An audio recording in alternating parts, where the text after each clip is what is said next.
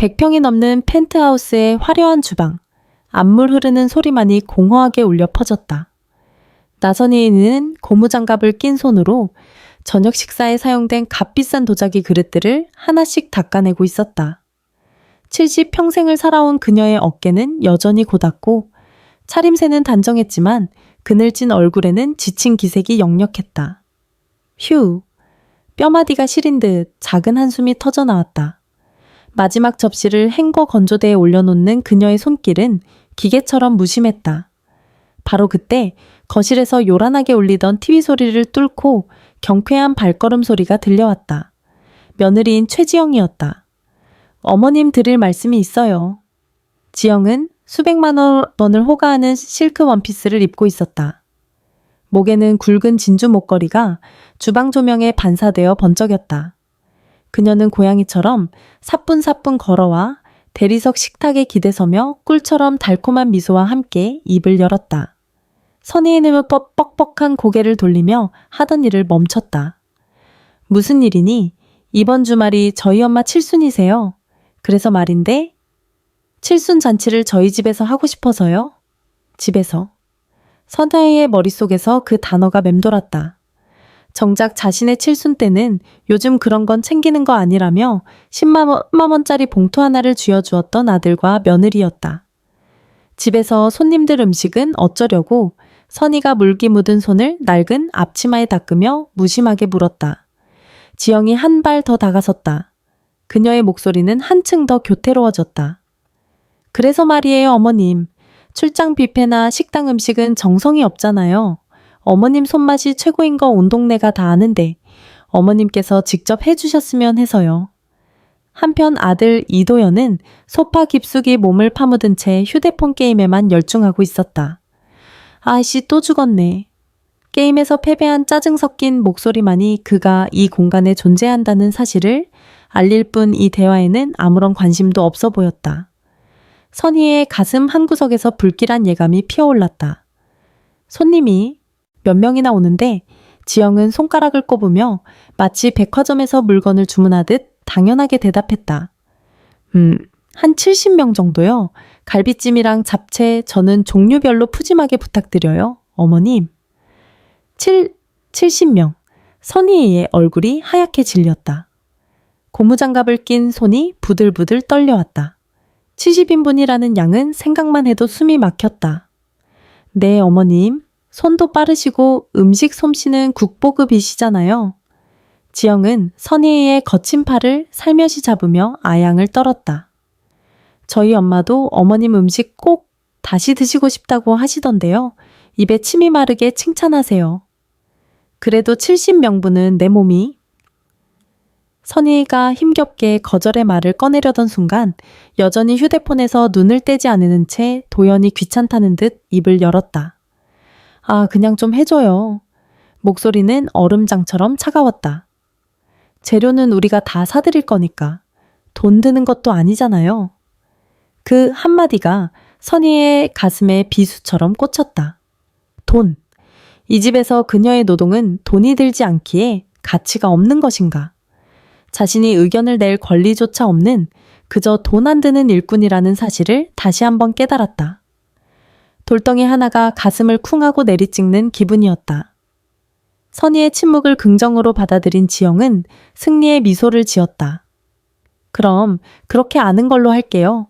이번 주 토요일이니까 시간도 넉넉하죠? 아, 그리고 어머님. 지영이 갑자기 생각났다는 듯 손뼉을 쳤다. 내일 제 친구들 오기로 했으니까 집안 청소 좀 부탁드려요. 특히 화장실 물때랑 저희 침실 먼지 한 톨도 없이요. 친구들 오면 과일도 예쁘게 깎아내주시고요. 알겠다. 모기만 한 목소리가 선희의 입에서 간신히 새어나왔다. 자기야, 다 해결됐어. 어머님이 해주신대. 지영이 기쁨에 찬 목소리로 소파에 앉은 도연에게 달려갔다. 그래. 엄마 수고 좀 해요. 도연은 화면 속에서 터지는 폭발음을 즐기며 성의 없이 대답했다. 그럼 저희 잠깐 쇼핑하고 올게요. 두 사람은 마치 무거운 짐을 내려놓은 듯 홀가분한 표정으로 서둘러 현관으로 향했다. 문이 닫히는 소리가 들리고 거대한 펜트하우스에는 다시 정막이 흘렀다. 선희는 혼자 남아 차가운 싱크대에 기댔다. 방금 전 아들이 던진 돈 드는 것도 아니잖아요 라는 말이 귓가에 독처럼 퍼졌다. 그녀는 눈을 감았다. 그러자 어김없이 지끈거리는 편두통이 시작되었다. 30년간 그녀를 괴롭혀온 지옥의 전조였다. 선희의 서희는 낡은 앞치마 자락을 움켜쥐었다.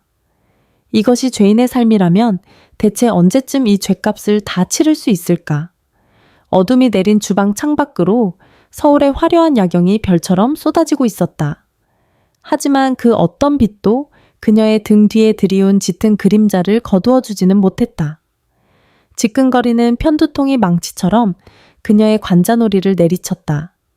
나선이에는 휘청이며 차가운 대리석 식탁을 짚었다. 눈앞이 아찔하게 흔들렸다. 이 고통은 단순한 두통이 아니었다. 그것은 30년 전 그날의 유령이었고 결코 지워지지 않는 형벌이었다. 고통과 함께 기억의 수문이 열렸다. 30년 전 유신건설 회장실. 갓 40을 넘긴 선희는 지금과 비교할 수 없을 만큼 날카롭고 총명했다. 남편이 갑작스러운 사고로 세상을 떠난 후 그녀는 슬픔에 잠길 틈도 없이 남편이 남긴 회사를 지켜내야 했다. 그녀의 눈빛은 회의실에 모인 10여 명의 이사들을 압도하고도 남았다. 신도시 개발건은 우리 유신건설의 미래가 걸린 일입니다. 단 한 치의 양보도 있을 수 없습니다. 그녀가 서류를 꿰뚫어 보며 말하는 순간 진동 소리가 회의실의 팽팽한 정적을 갈랐다. 가방 속에 넣어둔 휴대폰이었다. 발신자는 지비에였다. 잠시 망설이는 그녀의 눈에 벽에 걸린 남편의 초상화가 들어왔다. 여보, 내가 당신의 유산을 꼭 지켜낼게. 그녀는 짧은 갈등 끝에 전화기의 전원 버튼을 길게 눌렀다. 화면이 암전되며 세상과 그녀를 단절시켰다. 회의는 3시간 넘게 이어졌다. 그녀의 집요함과 논리의 이사들은 결국 백기를 들었고 마침내 계약서에 도장을 찍었다. 안도의 한숨을 내쉬며 회장실로 돌아온 선희는 그제야 휴대폰 전원을 켰다. 켜짐과 동시에 화면은 지옥의 서막을 알렸다. 수십 통의 부재중 전화, 픽픽 경고처럼 화면을 가득 메운 가정부의 문자 메시지들. 사장님 전화 좀 받으세요. 제발요. 민준이가 이상해요. 큰일 났어요. 사장님 빨리 병원으로. 선희의 심장이 바닥으로 곤두박질 쳤다. 손이 마비된 것처럼 떨려왔다. 가까스로 통화 버튼을 눌렀을 때 수화기 너머에서는 사람의 목소리가 아닌 찢어지는 비명이 들려왔다. 사장님, 민준이가 베란다에서 비행기 놀이를 하다가. 그 뒤의 말은 더 이상 들리지 않았다. 선희의 귀에는 이명만이 울렸다. 어떻게 병원까지 갔는지 기억나지 않는다. 그녀가 기억하는 것은 소독약 냄새가 진동하는 차가운 복도와 침통한 표정으로 다가와 고개를 숙이는 의사의 하얀 가운뿐이었다. 저희가 최선을 다했습니다만 병원에 도착했을 때 이미 그녀의 세상이 무너져 내렸다. 주변의 모든 소리가 사라지고 시간은 영원처럼 얼어붙었다. 장례식장은 유난히 추웠다. 국화꽃 향기가 죽음의 냄새처럼 코를 찔렀다. 검은 상복을 입은 선희는 넉나간 사람처럼 텅 빈 눈으로 아들의 영정사진만 바라보고 있었다. 그때 5살 배기 둘째 아들 도연이 그녀의 옷자락을 잡아당겼다.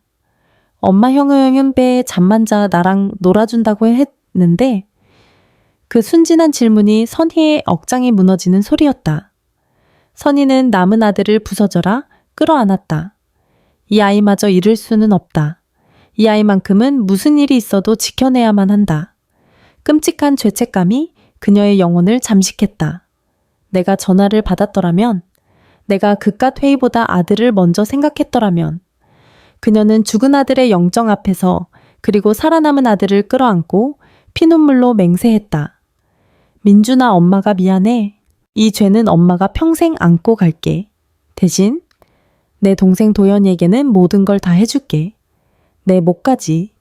전부 다. 이 아이를 위해서는 내 남은 인생 전부를 바치겠어. 그 맹세가 지난 30년간 그녀를 지배해온 족쇄였다.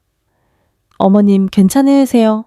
지영의 목소리가 아득한 기억에 심연해서 선희를 건져 올렸다. 어느새 지영이 걱정스러운 표정으로 그녀의 얼굴을 들여다보고 있었다. 하지만 그 눈빛 속에는 귀찮음과 불만이 서려 있었다. 갑자기 안색이 안 좋으셔서요. 설마 벌써부터 힘들다고 하시는 건 아니죠? 선희는 천천히 고개를 들었다. 지끈거리는 두통은 여전했지만 그녀의 눈빛은 텅 빈 채 가라앉아 있었다. 그녀는 자신의 방으로 향했다.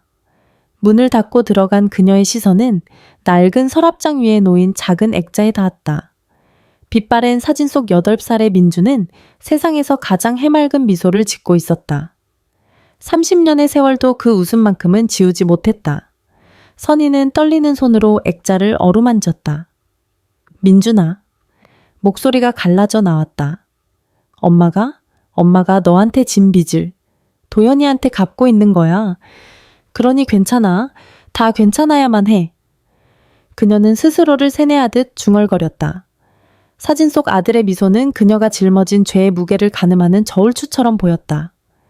그리고 그 저울은 이미 돌이킬 수 없을 만큼 기울어져 있었다. 다음 날 아침 펜트하우스의 거실은 바깥의 화창한 날씨와는 대조적으로 냉랭한 기운이 감돌았다. 이도연은 밤새 뒤척인 듯 핏발선 눈으로 노트북 화면만 노려보고 있었다. 화면에는 그의 스타트업 회사의 암울한 재무제표가 떠 있었다. 붉은색으로 표시된 마이너스 수치들이 마치 그의 실패를 조롱하는 낙인처럼 보였다. 젠장. 그가 마른 세수를 하며 욕설을 내뱉었다. 명문대 졸업 유신건설 회장의 아들이라는 후광. 하지만 그 모든 것은 죽은 형 이민준의 것이었다. 자신은 언제나 형의 그늘에 가려진 둘째였고 형이 사라진 후에는 어머니의 과보호 속에 스스로 아무것도 할 줄 모르는 무능력자가 되어버렸다. 야심차게 시작한 사업은 밑 빠진 독처럼 투자금만 빨아들이고 있었다. 자기야, 통화 끝났어. 욕실에서 나온 최지영이 값비싼 가운을 여미며 물었다. 그녀 역시 밤새 잠을 설친 얼굴이었다. 투자하기로 했던 놈들이 발 빼겠대. 회사가 곧 망하게 생겼는데 누가 돈을 넣겠냐고. 도연이 자조적으로 웃었다. 지영의 얼굴이 굳어졌다. 그럼 우리 어떡해? 카드값에 이 집 월세에 당장 다음 주에 막아야 할 돈이 얼만데 나라고 뾰족한 수가 있냐. 도연이 신경질적으로 소리쳤다.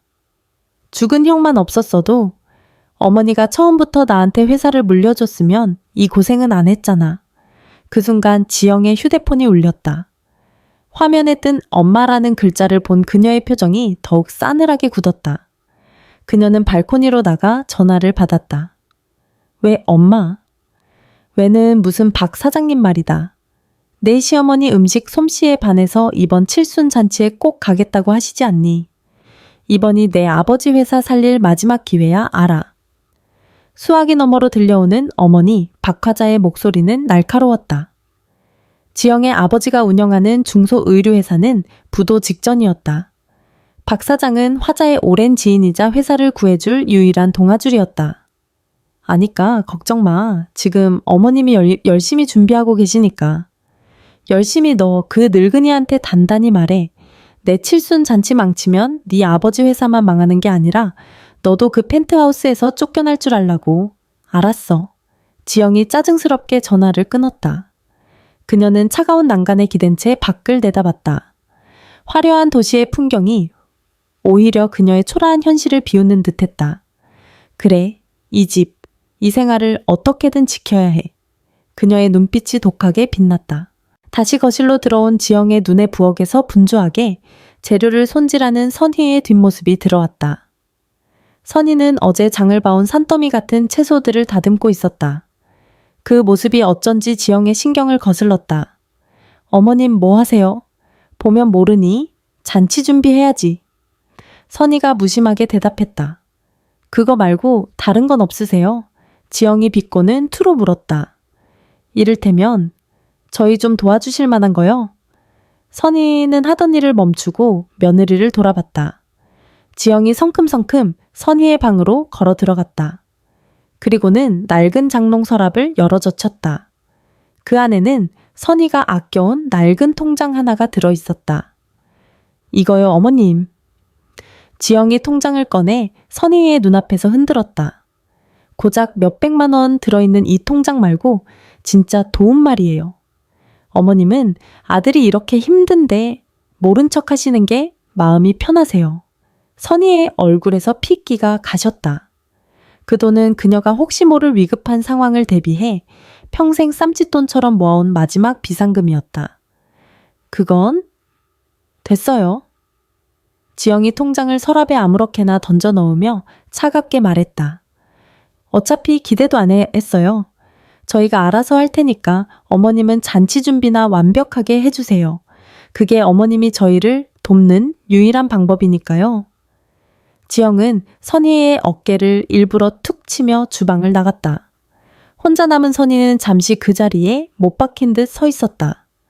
며느리의 말은 비수처럼 날아와 그녀의 가슴에 박혔다. 아들이 힘들다는 것을 왜 몰랐을까? 하지만 그녀는 30년 전 맹세 때문에 아들에게 돈으로 모든 것을 해결해 주는 것 외에 진정으로 아들을 위하는 법을 잊어버린 지 오래였다. 그때 거실에서 도연이 누군가와 통화하는 소리가 들려왔다. 내 사채업자 양반, 조금만 기다려달라고. 내가 누군지 알아. 유신건설 아들이야. 다음 주에 큰돈 들어올 때가 있으니까 그때 다 갚는다고. 사채. 선희의 귀를 의심했다. 아들이 사채까지 쓰고 있었단 말인가? 그녀는 주방 바닥에 주저앉을 뻔한 몸을 간신히 추슬렀다. 지금은 무너질 때가 아니었다. 며느리의 말대로 이 잔치를 완벽하게 치러내는 것만이 자신이 할 수 있는 유일한 속죄이자 도움이었다. 그녀는 다시 일어나 묵묵히 칼을 잡았다. 도마 위에서 채소가 잘려나가는 소리만이 어둡고 무거운 공기를 갈랐다. 잔치를 이틀 앞둔 목요일 오후 나선인의 몸은 이미 한계에 다다랐다. 새벽부터 시장을 돌며 70인분의 재료를 사 나르고 산더미 같은 채소를 다듬고 고기의 핏물을 빼는 작업만으로도 온몸의 뼈마디가 삐걱거렸다. 30년간 묵묵히 그녀를 괴롭혀 온 편두통은 이제 쉴 틈 없이 관자놀이를 쪼아댔다. 아이고 허리야. 그녀는 주방 바닥에 겨우 주저앉아 무릎을 짚었다. 일어나려 했지만 허리에서부터 올라오는 찌릿한 통증에 비명을 삼켜야 했다. 식은땀이 등줄기를 타고 흘러왔다. 이건 무리였다. 이건 사람이 할 수 있는 일이 아니었다. 그 시각 거실에서는 이도영과 최지영이 명품 소파에 깊숙이 파묻혀 TV를 보고 있었다. 지영은 새로 나온 명품 가방이 가득한 잡지를 넘기고 있었고 도연은 뭐가 그리 재밌는지 스마트폰을 보며 낄낄거리고 있었다. 두 사람의 한가로운 웃음소리가 칼날처럼 선희의 귀를 파고들었다. 선희는 결심했다. 그래, 말이라도 해보자. 이러다간 정말 쓰러지고 말 거야. 그녀는 허리를 붙잡고 한 걸음 한 걸음 절뚝이며 거실로 걸어갔다. 내딛는 걸음마다 허리에서부터 끔찍한 통증이 올라왔다. 도연아, 선희가 간신히 조심스럽게 아들을 불렀다. 도연은 스마트폰에서 눈을 떼지도 않은 채 건성으로 대답했다. 왜요? 칠순잔치 말인데. 선희의 목소리가 죄인처럼 작게 떨렸다. 그제야 지영이 잡지에서 고개를 들어 못마땅하다는 듯 선희를 힐끗 바라봤다. 아무래도 70인분은 내 몸으로 도저히 무리인 것 같다. 선희가 터져나오는 한숨을 참으며 말했다. 허리가 너무 아파서 그래. 미안하지만 음식을 좀 사서 하면 어떨까? 그 말이 끝나기가 무섭게 지영의 얼굴이 싸늘하게 굳어졌다. 탁 소리가 나게 잡지를 탁자 위에 내려놓았다. 지금 와서 못하시겠다고요? 그녀의 목소리는 방금 전까지 깔깔대던 사람이라고는 믿기지 않을 만큼 날카로웠다. 어머님, 이게 저희한테 얼마나 중요한 자리인지 잊으셨어요? 그게 아니라 내 몸이 너무... 손님들 초대는 어떡하고요? 제가 어머님만 믿고 벌써 동네방네 쟁득히 박 사장님께 얼마나 자랑을 했는데요. 지영이 악을 쓰듯 소리를 높이며 쏘아붙였다. 그녀에게 이 잔치는 가문의 명운이 걸린 전쟁이었다.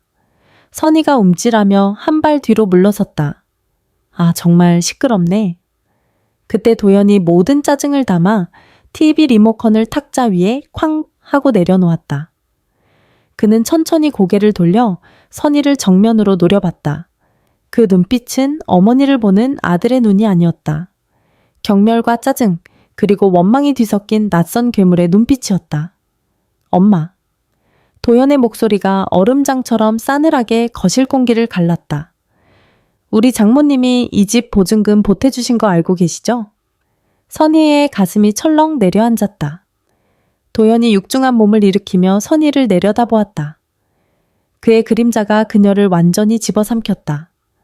어머니도 이 집에 살면서 밥값은 하셔야죠. 밥값. 그 순간 선희의 세상이 산산조각 났다. 30년. 죽은 아들에 대한 죄책감으로 스스로를 죄인이라 낙인 찍고 살아온 세월. 살아남은 아들에게 모든 것을 바치고 단 한 번 꾸짖지도 못하며 속죄의 시간을 보내왔다. 그런데 그 아들이 그녀의 존재 자체를 밥값이라는 단어 하나로 매정하게 난도질했다. 밥값이라고. 선희의 얼굴이 종이장처럼 하얗게 질렸다. 그녀는 아들을 바라보며 아무 말도 할 수가 없었다. 눈앞이 흐려지고 귀에서 윙 하는 소리가 울렸다. 지끈거리던 두통이 거짓말처럼 사라졌다. 그보다 더 큰 충격이 모든 고통을 집어삼킨 것이다. 도연은 일말의 동요도 없이 무표정한 얼굴로 다시 소파에 주저앉았다. 그는 이미 자신이 무슨 말을 내뱉었는지 관심조차 없는 듯했다. 지영이 기다렸다는 듯이 옆에서 거들었다. 맞아요, 어머님. 저희도 어머님 모시느라 얼마나 힘든데요. 이 집에서 편히 사시는 것만으로도 감사하셔야죠. 선희는 더 이상 그들의 말을 듣지 않았다. 아니, 들리지 않았다. 그녀의 머릿속은 텅 비어버렸다. 30년간 그녀를 올가매던 죄책감의 사슬이 밥값이라는 날카로운 칼날에 의해 단번에 끊어져 버린 것이다. 알았다. 선희가 죽은 사람처럼 작은 목소리로 중얼거렸다. 그녀는 쾌한 눈으로 고개를 돌렸다. 더 이상 저 괴물 같은 아들, 부부와 같은 공간에 있을 수가 없었다. 비틀거리는 걸음으로 30년의 세월을 짊어진 노인처럼 자신의 창고방으로 향했다. 어머님, 대답 좀 똑바로 해보시라니까요. 지영이 등 뒤에서 소리쳤지만 선희는 돌아보지 않았다. 쾅! 방문을 닫고 그대로 침대에 주저앉았다. 눈물조차 나오지 않았다. 슬픔, 분노, 배신감, 그 모든 감정이 사라진 자리에는 차갑고 텅 빈 공허함만이 남았다. 그녀는 벽에 걸린 죽은 아들 민준의 사진을 바라보았다. 사진 속 아들은 여전히 환하게 웃고 있었다. 그 해맑은 웃음이 마치 이렇게 묻는 것 같았다. 엄마 이제 됐어요. 이제 그만하셔도 돼요. 선희는 낡은 장롱으로 망설임 없이 걸어갔다. 장롱의 맨 아래 삐걱거리는 서랍을 열었다. 오래된 겨울옷들 사이에 먼지 쌓인 작은 나무 상자가 있었다. 그녀는 서랍 속 깊숙한 곳에서 열쇠를 찾아 망설임 없이 자물쇠를 열었다. 상자 안에는 낡아빠진 폴더폰 한 개가 들어있었다. 그녀의 진짜 신분을 아는 유일한 인물, 박진수 전무와 연결된 그녀의 진짜 전화기였다. 선희는 폴더폰의 전원을 켰다. 화면이 켜지자 단축번호 목록이 나타났다. 1. 박전무 선희가 깊은 숨을 들이마셨다. 더 이상 죄인으로 살지 않을 것이다. 30년 만에 이제는 떳떳한 어머니로 그리고 나선희로 돌아갈 시간이었다. 그녀가 단축번호 1번을 자신의 모든 결심을 담아 길게 눌렀다. 도시가 가장 깊은 잠에 빠져 있을 시간, 나선희는 천천히 눈을 떴다. 30년 만에 처음으로 그녀는 편두통합 없이 맑은 정신으로 아침을 맞이했다. 어젯밤 아들의 잔인한 한마디에 모든 것이 무너져 내린 후 오히려 기이한 평온이 찾아왔다. 더 이상 잃을 것도 지켜야 할 것도 없었다. 그녀는 창고 같은 방을 나와 화려하지만 텅 빈 주방으로 향했다. 후 큰 숨을 들이마신 그녀는 익숙하게 낡은 앞치마를 둘러맸다. 하지만 오늘의 그녀는 어제의 무력한 노인이 아니었다. 그녀의 눈빛은 차갑게 빛나고 있었고 모든 움직임에는 망설임이 없었다. 선희는 거대한 냉장고 문을 열었다. 70인분의 재료들이 산더미처럼 쌓여 있었다. 이게 마지막이야. 선희가 혼잣말을 하며 거대한 한우 덩어리를 꺼냈다. 이것은 며느리에 대한 굴복이나 순종이 아니었다. 괴물이 되어버린 아들 이도현에게 어머니로서 차려주는 명백한 마지막 만찬이었다. 도연아, 이게 이 어미가 내게 해주는 마지막 밥이다. 선희가 한우에 칼을 대며 나지막이 중얼거렸다. 그 목소리에는 아들을 향한 마지막 모정이자 30년간 자신을 올가맨 지긋지긋한 죄책감에 대한 사형 선고가 담겨 있었다. 그녀는 거침없이 요리를 시작했다. 갈비찜을 위해 큰 솥에 한우를 넣고 핏물을 뺐다. 잡채용 당면을 삶고 수십 가지의 나물을 정갈하게 무쳤다. 평소와 달리 그녀의 손놀림에는 분노나 슬픔이 아닌 서늘한 차분함만이 감돌았다. 이것이 마지막이라는 생각 때문인지 오히려 마음은 얼음장처럼 평온했다. 해 뜨기 전 가장 어두운 시간, 그녀는 잠시 손을 멈추고 어젯밤 충전해둔 낡은 폴더폰을 열었다. 그리고 박진수 전무에게 짧은 문자를 보냈다.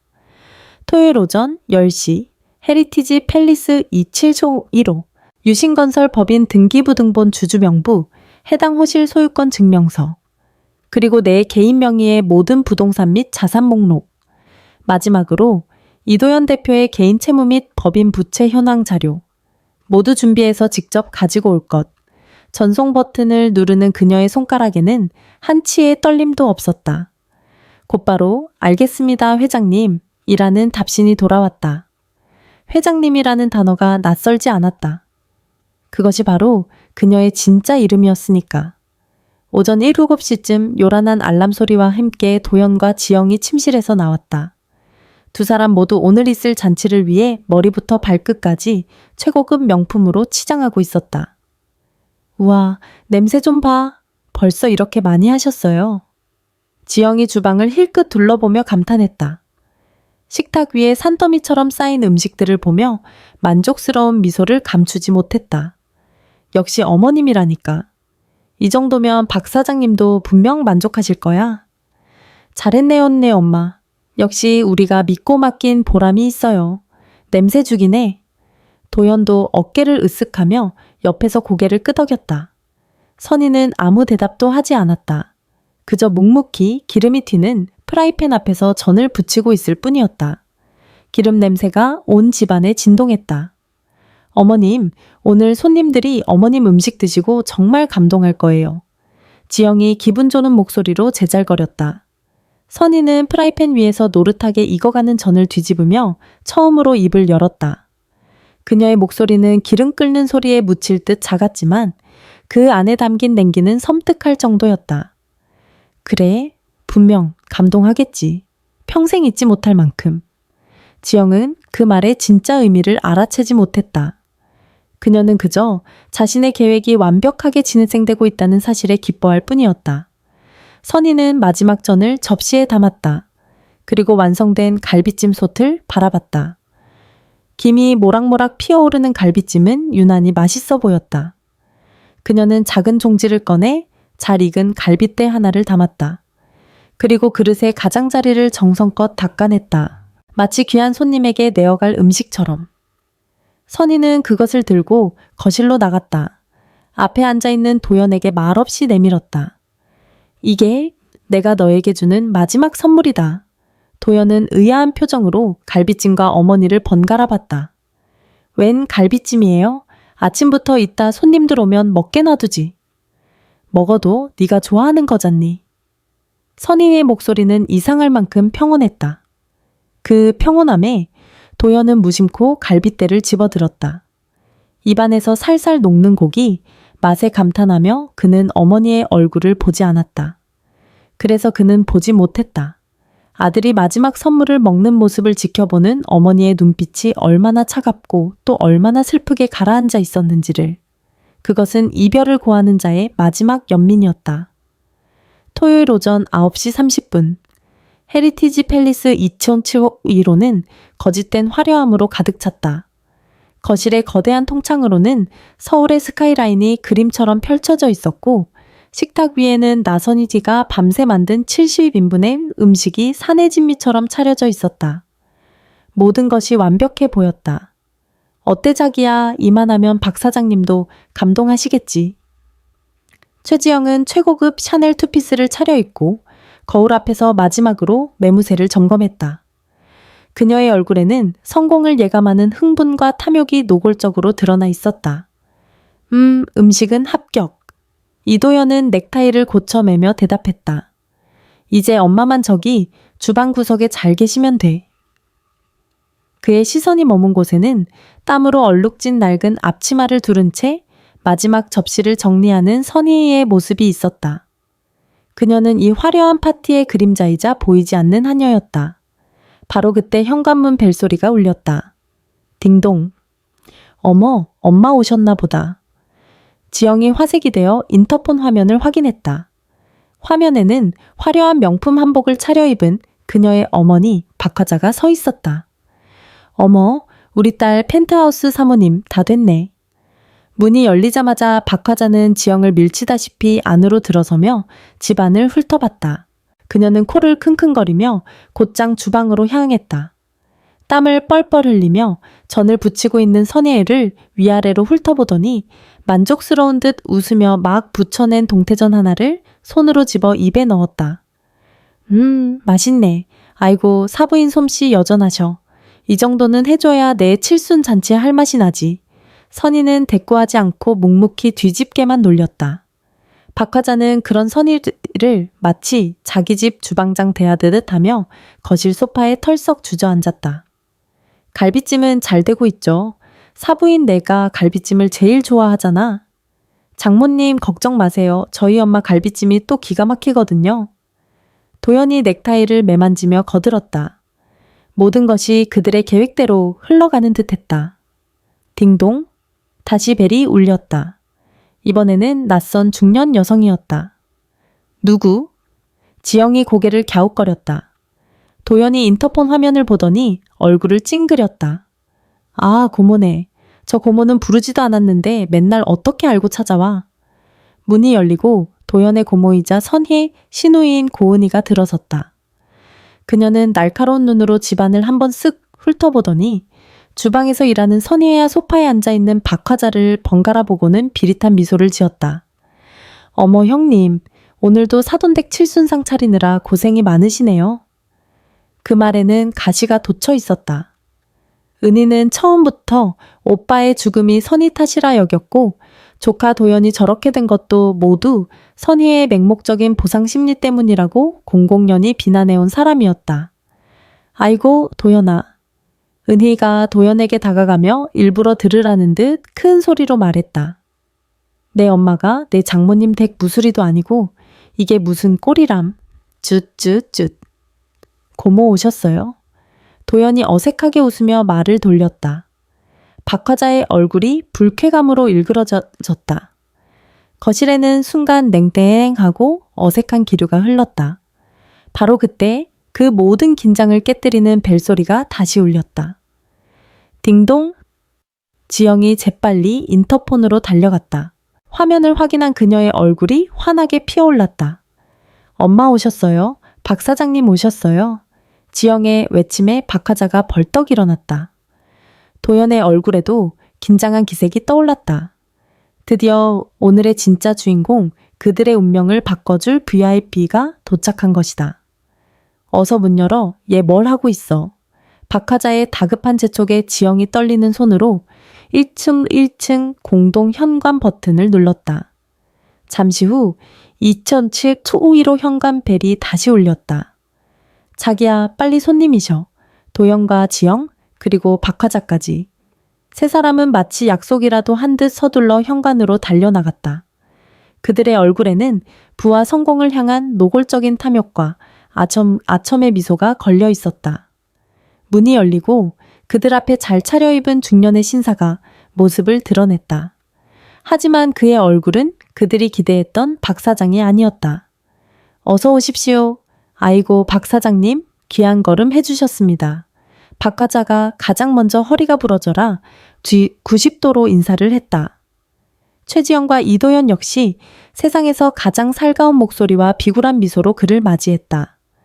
그들은 눈앞의 남자가 자신들의 운명을 쥐고 있는 동아줄이라 철석같이 믿고 있었다. 안녕하십니까? 말씀은 많이 들었습니다. 최지영입니다. 와주셔서 정말 감사합니다. 사위되는 이도연입니다. 하지만 그들의 극진한 환대는 굳게 닫힌 철문 앞에서 부서지는 파도처럼 허무했다. 박진수 전무는 세 사람의 인사를 완전히 무시했다. 그는 눈길 한 번 주지 않고 마치 그들이 존재하지 않는 투명 인간인 양 곧장 집 안으로 향했다. 그의 걸음에는 한치의 망설임도 없었다. 저기요 손님. 아니 이 양반이. 도연이 당황해서 불렀지만 박 전무는 대답조차 하지 않았다. 그의 목표는 단 하나 이 집에 진짜 주인이 있는 곳이었다. 그는 기름 냄새와 음식 냄새가 진동하는 주방을 향해 곧장 걸어갔다. 소파에 앉아 이 광경을 흥미롭게 지켜보던 고은희의 눈이 가늘어졌다. 박화자의 얼굴은 무한함으로 새빨갛게 달아올랐다. 주방 안나선이 뜬 낡은 앞치마를 두른 채 땀을 뻘뻘 흘리며 마지막으로 상을 정리하고 있었다. 그녀는 박 전무의 등장을 이미 알고 있다는 듯 아무런 동요 없이 묵묵히 자신의 일을 계속했다. 박진수 전무는 그 앞에서 걸음을 멈췄다. 그리고 다음 순간 거실에 있는 모든 사람의 눈이 경악으로 물들었다. 회장님, 저 왔습니다.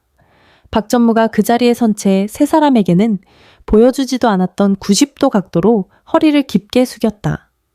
그의 목소리에는 조금 전의 냉랭함은 온데간데 없고 진심 어린 존경과 충신만이 가득했다. 그는 가져온 두꺼운 서류 가방을 선희 앞 깨끗하게 정돈된 싱크대 위에 올려놓으며 다시 한번 정중히 인사했다. 준비시키셨던 자료들입니다. 정적. 시간이 멈춘 듯 했다. 도연과 지영, 그리고 박화자는 그 믿을 수 없는 광경을 목격하고 그 자리에 얼어붙었다.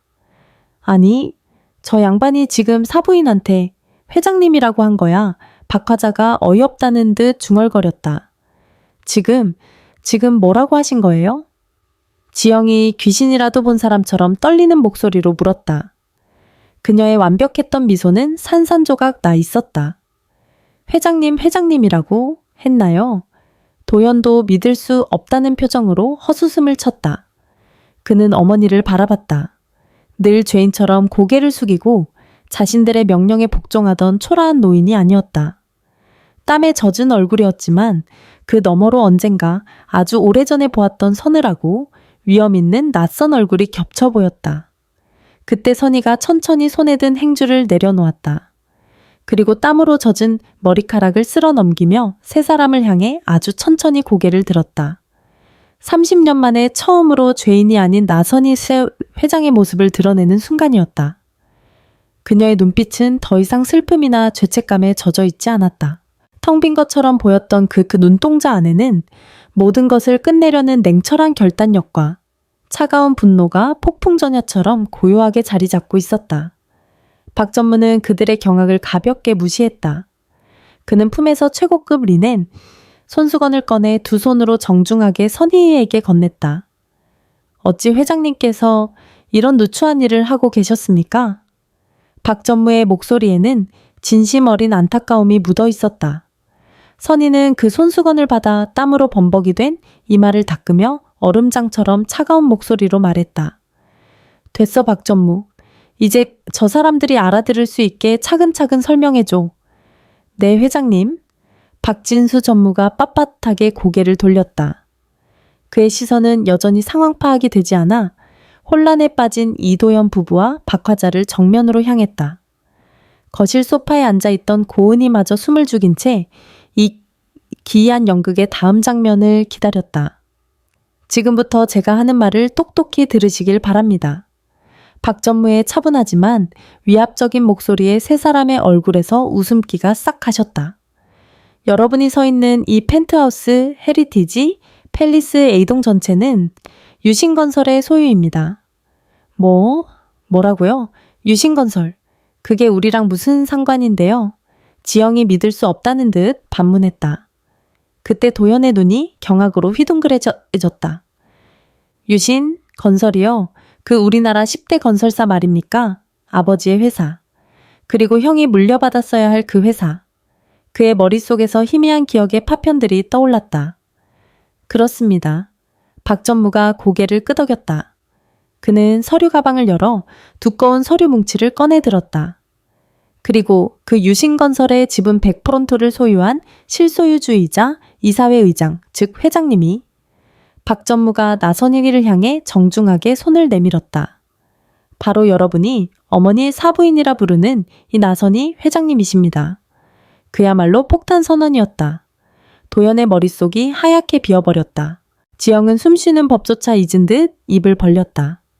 박화자는 이게 무슨 개뼈다귀 같은 소리야 라며 소리쳤지만 그 목소리는 처절할 정도로 떨리고 있었다.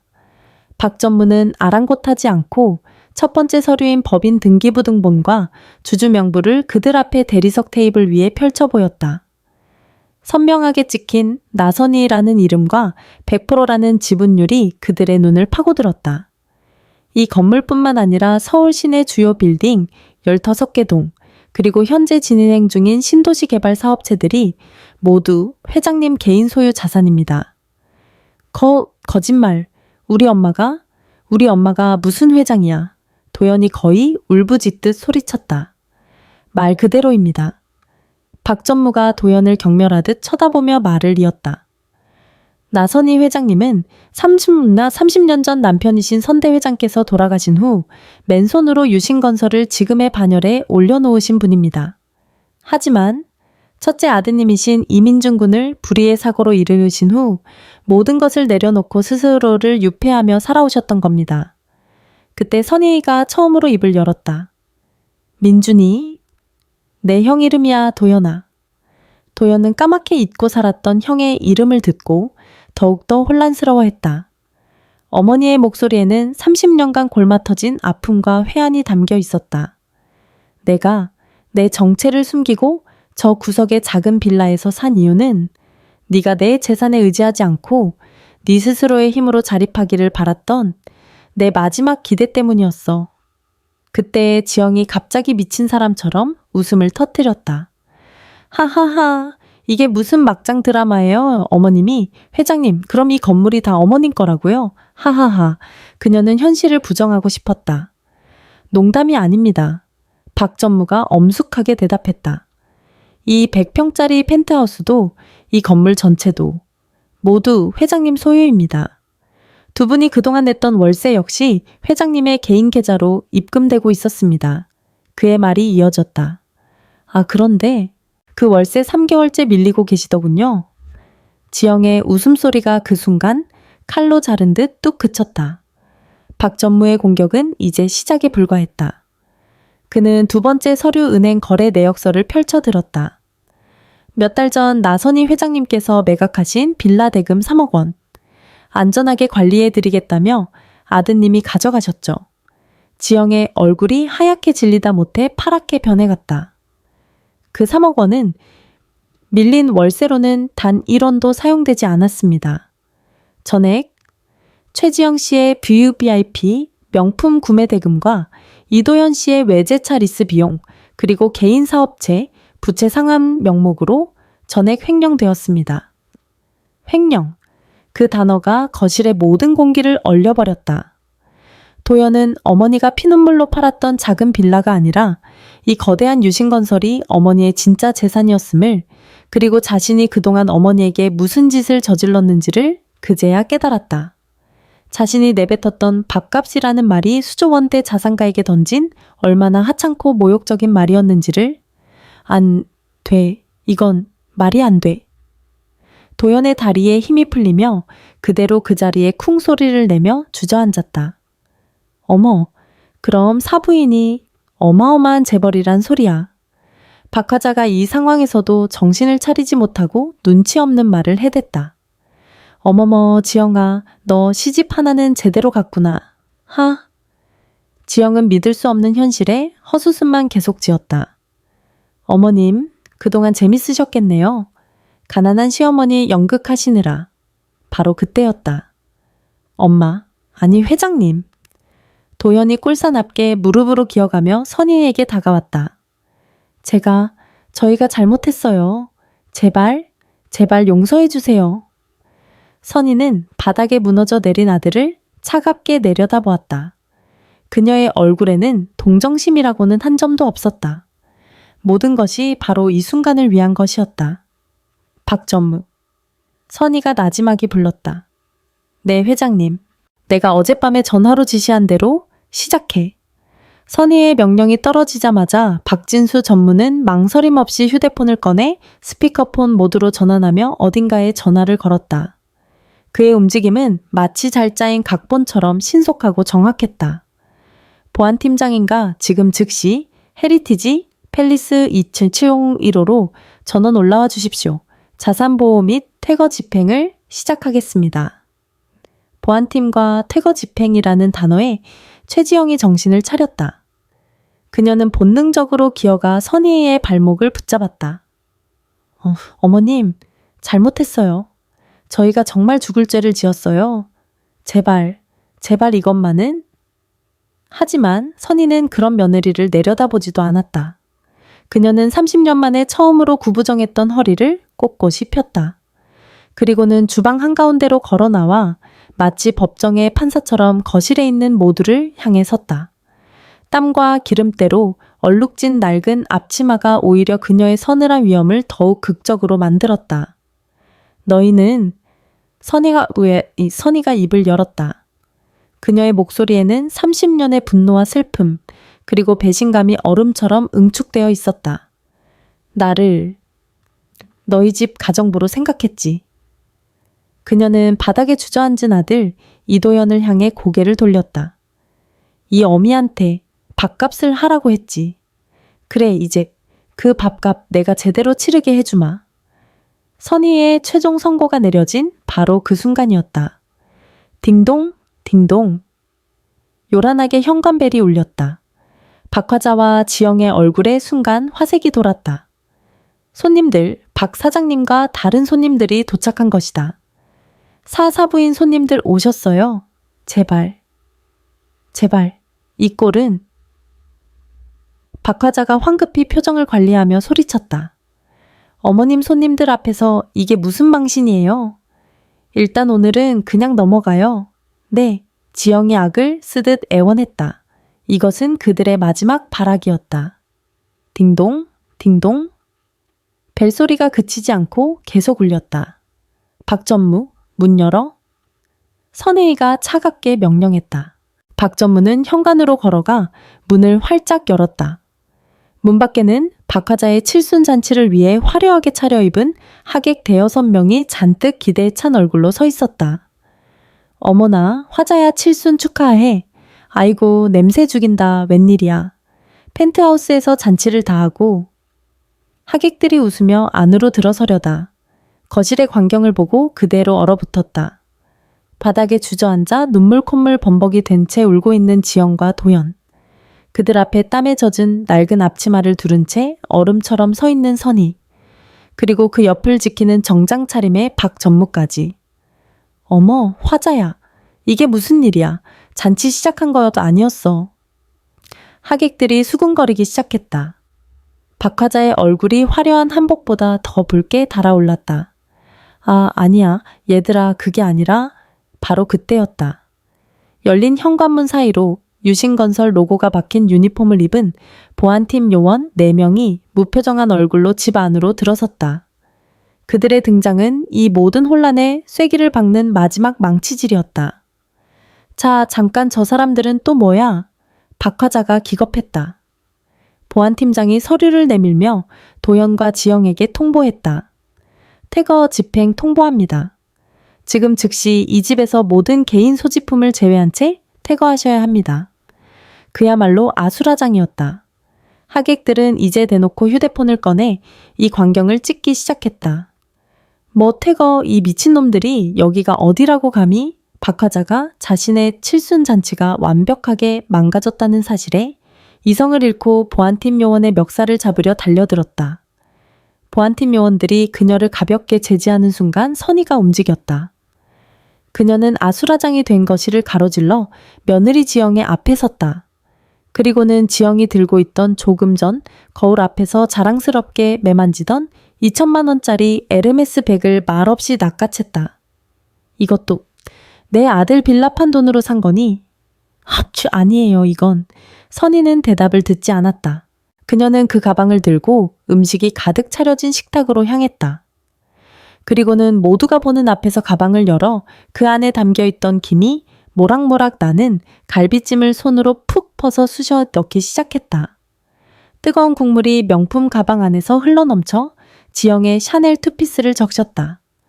아, 내 가방, 지영이 비명을 질렀다. 밥값, 선이가이가 나지막이 읊조렸다. 네가 그렇게 원하던 밥값이다. 그녀는 기름과 양념으로 범벅이 된 가방을 바닥에 내동댕이 쳤다. 그리고 보안팀을 향해 명령했다. 저 두 사람이 몸에 걸치고 있는 모든 것, 시계 반지 목걸이, 구두, 전부 횡령액으로 산 것들이니 즉시 압류해. 내 집에서 나갈 땐 들어올 때처럼 빈손으로 나가야지. 그것은 완벽한 공개 처형이었다. 보안팀 요원들이 다가와 지영의 손가락에서 다이아 반지를 도연의 손목에서 롤렉스 시계를 빼앗았다. 하객들의 카메라 플래시가 쉴 새 없이 터졌다. 안 돼, 안 돼. 도연과 지영은 값비싼 옷만 걸친 알거지가 되어 하객들과 친구들의 경멸 어린 시선 속에서 보안팀 요원들에게 질질 끌려 나갔다. 그들의 처절한 비명은 이 지옥 같은 펜트하우스의 두꺼운 현관문이 쾅 닫히는 소리와 함께 완벽하게 차단되었다. 모든 것이 끝난 것일 바닥에 주저앉아 실신한 박화자와 넋이 나간 채 서 있는 하객들, 그리고 이 모든 것을 조용히 지켜본 고은이만이 남아있었다. 선희는 창밖을 내다보았다.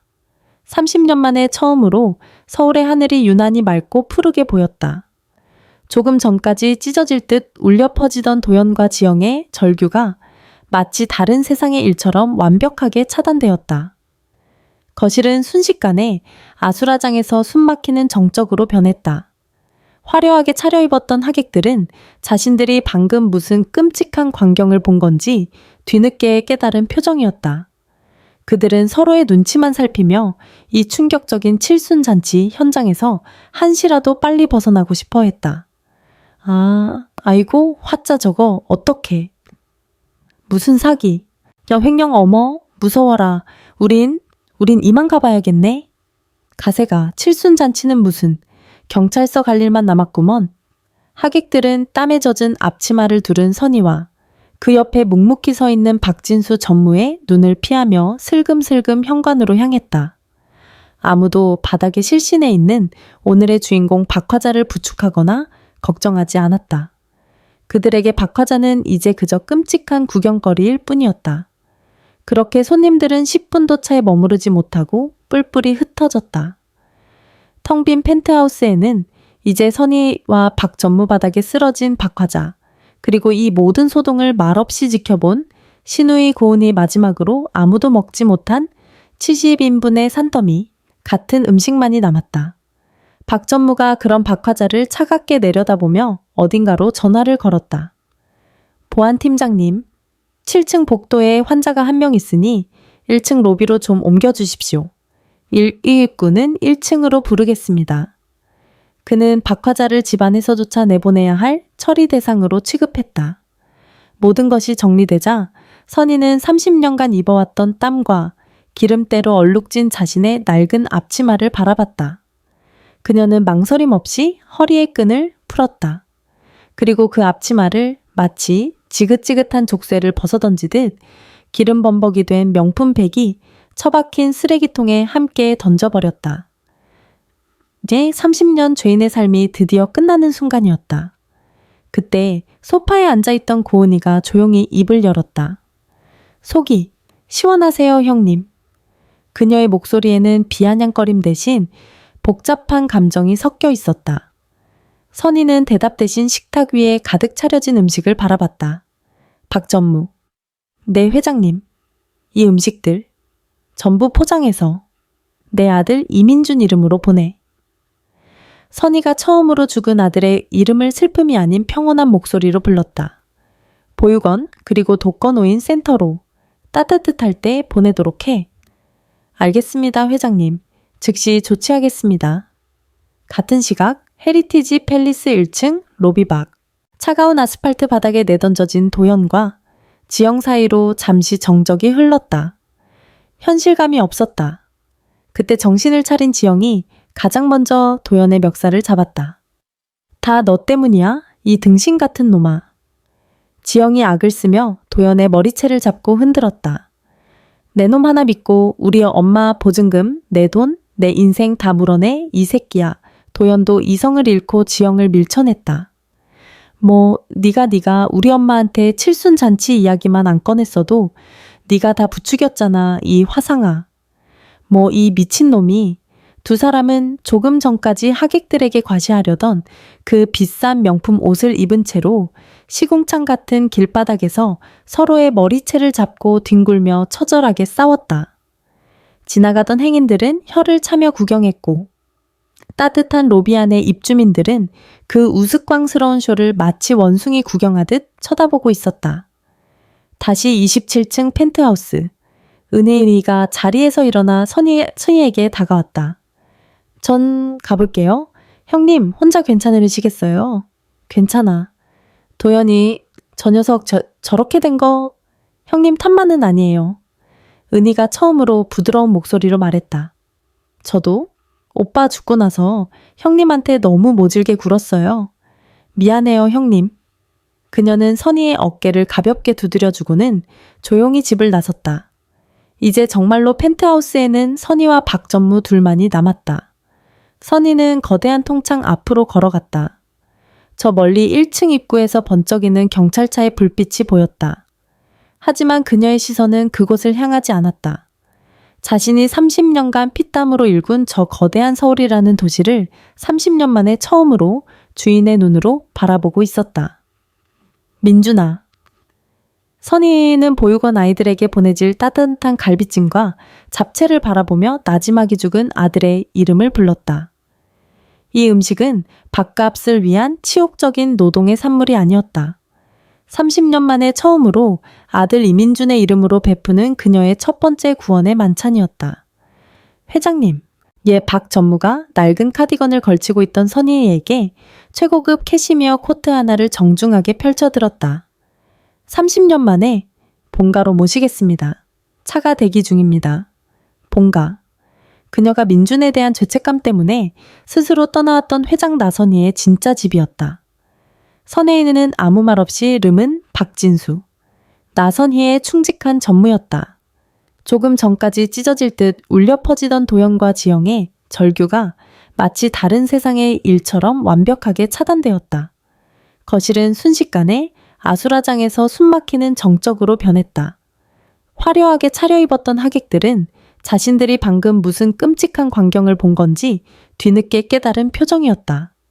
그들은 서로의 눈치만 살피며 이 충격적인 칠순잔치 현장에서 한시라도 빨리 벗어나고 싶어 했다. 아이고 화자 저거 어떡해. 무슨 사기, 횡령, 어머, 무서워라. 우린 이만 가봐야겠네. 가세가 칠순잔치는 무슨 경찰서 갈 일만 남았구먼. 하객들은 땀에 젖은 앞치마를 두른 선희와 그 옆에 묵묵히 서 있는 박진수 전무의 눈을 피하며 슬금슬금 현관으로 향했다. 아무도 바닥에 실신해 있는 오늘의 주인공 박화자를 부축하거나 걱정하지 않았다. 그들에게 박화자는 이제 그저 끔찍한 구경거리일 뿐이었다.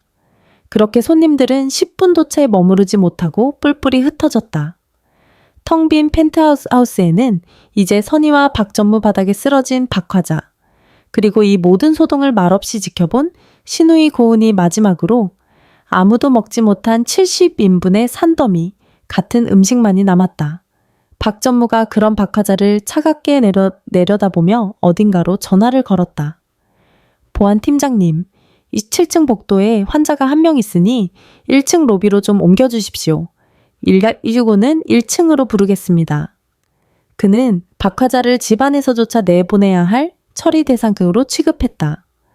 모든 것이 정리되자 선희는 30년간 입어왔던 땀과 기름때로 얼룩진 자신의 낡은 앞치마를 바라봤다. 그녀는 망설임 없이 허리의 끈을 풀었다. 그리고 그 앞치마를 마치 지긋지긋한 족쇄를 벗어던지듯 기름 범벅이 된 명품 백이 처박힌 쓰레기통에 함께 던져버렸다. 30년 죄인의 삶이 드디어 끝나는 순간이었다. 그때 소파에 앉아있던 고은이가 조용히 입을 열었다. 속이 시원하세요, 형님. 그녀의 목소리에는 비아냥거림 대신 복잡한 감정이 섞여 있었다. 선희는 대답 대신 식탁 위에 가득 차려진 음식을 바라봤다. 박전무. 네, 회장님. 이 음식들 전부 포장해서 내 아들 이민준 이름으로 보내. 선희가 처음으로 죽은 아들의 이름을 슬픔이 아닌 평온한 목소리로 불렀다. 보육원 그리고 독거노인 센터로 따뜻할 때 보내도록 해. 알겠습니다, 회장님. 즉시 조치하겠습니다. 같은 시각 헤리티지 팰리스 1층 로비 밖. 차가운 아스팔트 바닥에 내던져진 도현과 지영 사이로 잠시 정적이 흘렀다. 현실감이 없었다. 그때 정신을 차린 지영이 가장 먼저 도현의 멱살을 잡았다. 다 너 때문이야, 이 등신 같은 놈아. 지영이 악을 쓰며 도현의 머리채를 잡고 흔들었다. 내 놈 하나 믿고 우리 엄마 보증금, 내 돈, 내 인생 다 물어내, 이 새끼야. 도현도 이성을 잃고 지영을 밀쳐냈다.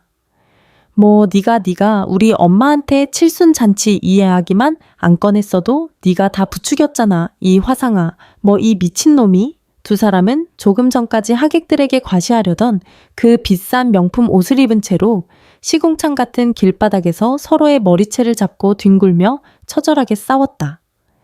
지나가던 행인들은 혀를 차며 구경했고 따뜻한 로비 안의 입주민들은 그 우스꽝스러운 쇼를 마치 원숭이 구경하듯 쳐다보고 있었다. 다시 27층 펜트하우스. 은은이가 자리에서 일어나 선희에게 다가왔다. 전 가볼게요. 형님 혼자 괜찮으시겠어요? 괜찮아. 도연이 저 녀석 저렇게 된 거 형님 탓만은 아니에요. 그러니까 은희가 처음으로 부드러운 목소리로 말했다. 저도 오빠 죽고 나서 형님한테 너무 모질게 굴었어요. 미안해요, 형님. 그녀는 선희의 어깨를 가볍게 두드려주고는 조용히 집을 나섰다. 이제 정말로 펜트하우스에는 선희와 박전무 둘만이 남았다. 선희에는 거대한 통창 앞으로 걸어갔다. 저 멀리 1층 입구에서 번쩍이는 경찰차의 불빛이 보였다. 하지만 그녀의 시선은 그곳을 향하지 않았다. 자신이 30년간 피땀으로 일군 저 거대한 서울이라는 도시를 30년 만에 처음으로 주인의 눈으로 바라보고 있었다. 민준아. 선희는 보육원 아이들에게 보내질 따뜻한 갈비찜과 잡채를 바라보며 나지막이 죽은 아들의 이름을 불렀다. 이 음식은 밥값을 위한 치욕적인 노동의 산물이 아니었다. 30년 만에 처음으로 아들 이민준의 이름으로 베푸는 그녀의 첫 번째 구원의 만찬이었다. 회장님, 박전무가 낡은 카디건을 걸치고 있던 선희에게 최고급 캐시미어 코트 하나를 정중하게 펼쳐들었다. 30년 만에 본가로 모시겠습니다. 차가 대기 중입니다. 본가. 그녀가 민준에 대한 죄책감 때문에 스스로 떠나왔던 회장 나선희의 진짜 집이었다. 선희는 아무 말 없이 30년 만에 처음으로 꿋꿋하게 편 허리로 코트를 걸쳤다. 그리고 30년의 지옥이었던 이 펜트하우스의 문턱을 미련 없이 넘어섰다. 박전무가 그녀의 뒤에서 현관문을 닫았다. 헤리티지 팰리스 2층 추조고 1호의 불이 완벽하게 꺼졌다. 그 떠들썩했던 폭풍이 휩쓸고 지나간 지 1년의 세월이 흘렀다. 계절이 4번 바뀌는 동안 어떤 이의 삶은 다시 제자리를 찾았고 어떤 이의 삶은 잿더미가 된 바닥부터 다시 시작해야 했다. 유신건설 30층의 차가운 회장실이 아닌 경기도 외곽에 자리한 이민준 재단에서 운영하는 새싹 보육원의 따스한 마당. 나선희는 화려한 정장 대신 편안한 스웨터 차림으로 벤치에 앉아 아이들이 떠드는 소리를 가만히 듣고 있었다. 30년간 자신을 짓눌렀던 죄인의 굴레를 벗어던진 그녀의 얼굴엔 비로소 평온한 미소가 감돌았다. 이제 사람들은 그녀를 회장님보다 이사장님 혹은 할머니라고 불렀다. 할머니, 저 공 좀 차주세요. 5살배기 아이 하나가 달려와 그녀의 무릎에 매달렸다. 그 모습이 30년 전 그날의 도영과 또 민준과 겹쳐 보였다. 선희는 환하게 웃으며 아이의 머리를 쓰다듬어 주었다. 죽은 아들을 향한 그리움과 죄책감은 이제 살아있는 다른 아이들을 지키는 더 큰 사랑으로 승화되고 있었다. 한편 같은 시각 서울 외곽의 후미진 골목. 역한 짬뽕 냄새와 돼지 뼈다귀를 우려내는 구린내가 뒤섞인 허름한 국밥집 주방은 보육원의 햇살 가득한 마당과는 다른 세상이었다. 야, 이씨 그릇 빨리빨리 안 닦아 기름기 그대로 남았잖아. 주방장의 고함 소리에 이도현이 화들짝 놀라며 고개를 숙였다. 네, 죄송합니다. 바로 다시 닦겠습니다. 그는 기름때 묻은 앞치마를 두른 채 뜨거운 김이 피어오르는 개수대에 손을 담그고 그릇을 닦았다. 1년 전 명품 시계를 차고 있던 손목은 이제 거칠고 군데군데 상처투성이었다. 한때 오만함으로 가득했던 그의 얼굴에는 고된 노동에 지친 피로감이 짙게 배어 있었다. 최지영과는 그 일이 있은 지 3개월 만에 이혼했다. 그녀는 위자료는커녕 서로에게 떠넘길 빚만 남긴 채 어디론가 사라져버렸다. 어머니에게 찾아가 몇 번을 울부짖으며 매달렸지만 유신건설 본사 정무는 철옹성처럼 그를 막아섰다. 결국 모든 것을 잃고 난 뒤에야 그는 보증금 50만 원짜리 고시원 단칸방을 구하고 이 국밥집 주방 보조로 일을 시작했다. 하루 일당 6만 원. 태어나서 처음으로 그는 제 손으로 돈을 벌고 있었다. 이씨 정신 안 차려. 생각에 잠겨있던 그의 등 뒤로 다시 주방장의 불호령이 떨어졌다. 예전에 이도현이었다면 당장 그릇을 내던지며 대들었을 것이다. 하지만 지금의 그는 달랐다. 그는 아무 대꾸 없이 그저 허리를 90도로 숙였다. 죄송합니다. 그것이 지난 1년간 세상이 그에게 가르쳐준 유일한 생존법이었다. 다시 보육원 마당. 박진수 전무가 조용히 선희의 곁으로 다가왔다. 그의 손에는 서류 봉투 하나가 들려 있었다. 이사장님, 현수재단 분기 결산 서류입니다. 박 전무가 서류를 내려놓으며 말했다. 그리고는 조심스럽게 서류 밑에 끼워두었던 작은 사진 한 장을 꺼내 선희에게 건넸다. 그리고 이것은? 사진 속에는 눅눅한 국밥집 주방에서 땀을 뻘뻘 흘리며 설거지를 하는 도연의 모습이 담겨 있었다. 초라한 앞치마를 두른 채 주방장의 눈치를 보며 고개를 숙이고 일하는 모습이었다. 선희는 그 사진을 받아들고 말없이 오랫동안 바라봤다. 한때 자신을 밥값이나 하는 존재라고 모욕했던 아들이었다. 이제는 정말로 그 밥값을 벌기 위해 30년 전 자신이 그랬던 것처럼 땀을 흘리고 있었다. 얼마나 힘들까? 선희의 목소리에 미세한 떨림이 스쳤다. 하지만 그건 동정이 아니었다. 사진 속 도연의 모습은 예전에 오만하고 철없던 모습과는 완전히 달랐다. 텅 비어있던 그의 눈에 어떻게든 살아남으려는 절박한 의지가 희미하게 남아 담겨 있었다. 선희는 사진을 가만히 내려다보았다. 그녀의 눈빛은 흔들리지 않았다. 오히려 더 깊고 단단해져 있었다. 이 고통스러운 시간이 아들을 망가뜨린 것이 아니라 비로소 진짜 어른으로 만들어가고 있음을 그녀는 직감했다. 나선이는 아들의 사진을 박진수 전무에게 조용히 돌려주었다. 그녀는 사진을 책상 서랍 깊숙한 곳에 넣어두던 1년 전과는 달랐다. 이제는 더 이상 아들의 고통을 외면하거나 숨겨두지 않았다. 담담히 마주할 뿐이었다. 연락 한번 해보시겠습니까? 박 전무가 조심스럽게 물었다. 제가 자리를 마련해 볼 수 있습니다. 선희는 고개를 저었다. 그녀의 눈빛은 평온했지만 그 안에는 강철 같은 단호함이 서려 있었다. 아니, 아직 멀었어. 이 그녀는 사진 속 아들의 거친 손과 땀에 젖은 얼굴을 다시 한번 떠올렸다. 가슴 한구석이 시큰했지만 30년 전처럼 눈물이 쏟아지거나 죄책감에 무너지지는 않았다. 저 아이는 이제 겨우 자기 밥그릇 하나 닦는 법을 배운 게야. 30년을 엄마 돈으로 허상을 먹고 살았으니 앞으로 남은 30년은 제 힘으로 진짜 밥을 벌어봐야지. 선인 씨는 자리에서 일어나 아이들이 뛰어노는 마당을 바라보며 말을 이었다. 그게 내가 저 아이에게 해줄 수 있는 마지막 사랑이다. 그녀는 깨달았다. 30년 동안 자식을 잃은 죄책감 때문에 살아남은 아들의 모든 요구를 들어주는 것이 모성이고 속죄라고 믿었다. 하지만 그 맹목적인 희생은 아들을 구원한 것이 아니라 스스로는 아무것도 할 줄 모르는 채 부모의 등골을 파먹는 괴물로 만들었을 뿐이었다. 밥값이라는 잔인한 한마디에 무너져 내렸던 그날 밤을 기억한다. 하지만 역설적이게도 그 잔인한 말이 그녀를 30년의 지옥에서 꺼내주었다. 진정한 사랑은 모든 것을 다 해주는 것이 아니라 때로는 가장 차갑고 아픈 현실을 스스로 겪도록 모질게 손을 놓아주는 것임을 선희는 그 기나긴 세월을 지나 비로소 깨달았다. 할머니, 뭐 하세요? 빨리 공차 주세요. 아이의 재촉에 선희가 비로소 현실로 돌아왔다. 알았다, 요 녀석아. 선희는 벤치에서 일어나 아이를 향해 힘껏 공을 차주었다. 공은 푸른 가을 하늘 높이 날아올랐다. 아이의 웃음소리가 마당 가득 울려 퍼졌다. 그 웃음소리를 들으며 선희는 처음으로 진정한 자유를 느꼈다. 그날 저녁 국밥집 뒷골목.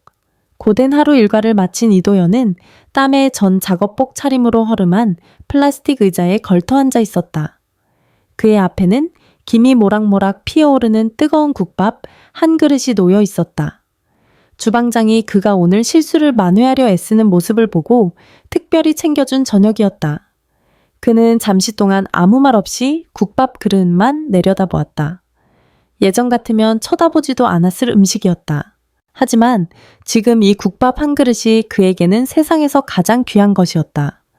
오늘 하루 자신의 땀과 노력으로 얻어낸 정당한 대가였기 때문이다. 도연은 천천히 숟가락을 들었다. 그리고 국밥을 한술 크게 떠서 입에 넣었다. 뜨거운 국물이 목을 타고 넘어가는 순간 그의 눈에서 자신도 모르게 뜨거운 눈물 한 방울이 툭 떨어져 국밥 그릇 안으로 번졌다. 짠맛이 났다. 국밥이 짠 것인지 눈물이 짠 것인지 알 수 없었다. 그는 울고 있다는 사실조차 인지하지 못한 채 그저 기계처럼 숟가락질을 계속했다. 한 그릇을 다 비우고 나서야 그는 텅 빈 그릇을 보며 나지막이 중얼거렸다. 이게 밥값이구나. 그것은 자책도 후회도 아니었다. 30년 만에 처음으로 그가 제 힘으로 깨달은 삶의 무게였다. 창밖은 이미 어두워져 있었지만 그의 앞길은 이제 막 동이 트고 있었다. 어머니가 놓아버린 손을 원망하는 대신 그는 이제 그 빈손으로 자신의 밥그릇을 채우는 법을 배워야만 했다.